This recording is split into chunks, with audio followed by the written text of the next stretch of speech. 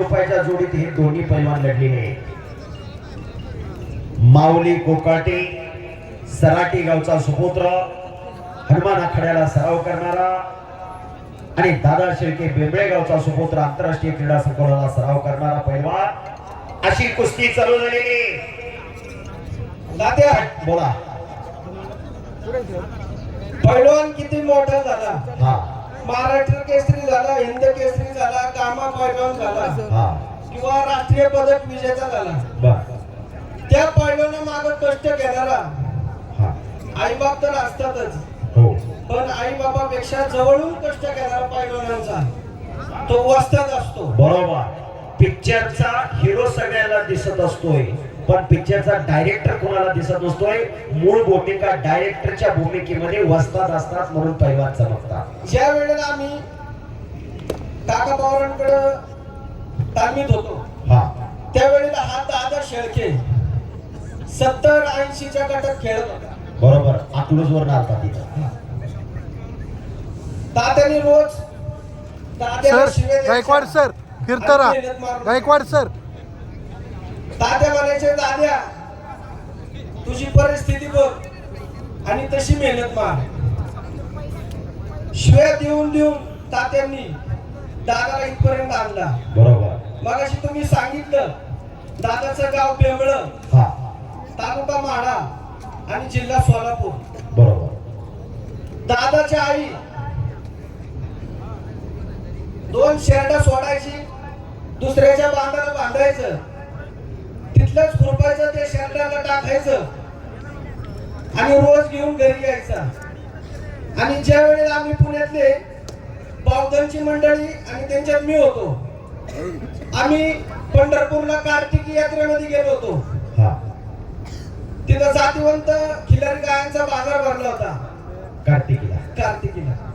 त्या बाजारामध्ये हा दादा शेळकेचा बाप औदुंबर शेळके. औदुंबर शेळके, मी त्यांना ओळखलं नाही, परंतु ते माझ्या जवळ आले. पहिलं नमस्कार. मी त्यांना ओळखलं नाही, मी त्यांच्या पाया पडलो, म्हणजे दादा शेळकेचे वडील आहेत मी. त्या ठिकाणी ते गायांचा सौदा करत होते. म्हणजे मगाशी तुम्ही सांगितलं की केसरी झालं, त्याला आमच्या गावकऱ्यांच्या वतीने श्री क्षेत्रपाल काल वरदाच्या चरणी प्रार्थना करतो, उत्तर त्याची अशीच प्रगती होत जाओ, ही मी नाथ साहेबांचरणी प्रार्थना करतो. आणि तेवढ्याच तोला बोलाचा हा माऊली कोकाटे, हा सराटीचा, आता पौडला कुस्ती झाली, सोशल मीडियावरती फार गाजली. तुम्ही त्या कुस्तीला होते, अंगेश्वर सर कुस्तीला होते, मल्लिकार्जुन कुस्ती बुकुमला पौडला आम्ही गोपिंगळे. आम्ही गौपिंगळ्यांनी त्या ठिकाणी सिकंदर शेख विरुद्ध माऊली कोकाटे अशी कुस्ती टिपली होती. आजपर्यंत महाराष्ट्रात कुठे ती कुस्ती झाली नाही, पण त्या ठिकाणी त्या दिवशी ती कुस्ती झाली. परंतु 1.25 तास 2 तास निकाल लागाना म्हणून ती कुस्ती बरोबरीच सोडली. आणि आज तो माऊली कोकाटे या मैदानामध्ये खेळण्यासाठी आलेला आहे. आणि 1 महिना 2 महिन्याच्या अंतरावर महाराष्ट्र केसरीचं अधिवेशन आहे. मी नाथ साहेबांचरणी प्रार्थना करतो की माऊलीला महाराष्ट्र केसरी करावा, ही आमच्या सर्व गावकऱ्यांच्या वतीने आणि श्री क्षेत्रपाल काल भरनाथाच्या चरणी प्रार्थना करतो. या दोन्ही बंधांची उत्तर अशीच प्रगती होत जाओ. धन्यवाद बाळासाहेब, धन्यवाद. याला म्हणायचं मनापासून अंतकरणापासून असणारी पैलवानकी विषयी तळमळ. खरोखर महाराष्ट्राची कुस्ती कुणी तारली असेल, कुणी जपली असेल, तर गोरगरिबांनी सर्वसामान्य माणसांनी ही कुस्ती तारलेली. पेशवाई खालसा झाल्यानंतर कुस्ती अधोगतीकडे चालली होती. काही संस्थानिकांनी पैलवान दत्तक घेतले. राजेश्री शाहूराजासारखं व्यक्तिमत्व पुढे आलं. शाहूराजांनी खऱ्या अर्थानं कुस्तीला आश्रय निर्माण करून दिला, पण कुस्ती कोणी नामशेष होऊ दिलं नाही. आता इथून पुढच्या काळात कुस्ती हा खेळ राहिलेला नाही. कुस्तीच्या माध्यमातून आयुष्याचं भविष्य घडतंय आहे. कष्टाच्या जोरावर पैलवान क्रीडाधिकारी होऊ शकतो, पैलवान DYSP होऊ शकतो, कष्टाच्या जोरावर 10-12 तास अभ्यास करणारा विद्यार्थी DYSP स्वप्न पाहू शकत नाही, सोपं नाही आणि सदासरी कोण कोणाचं कौतुक करत नाही.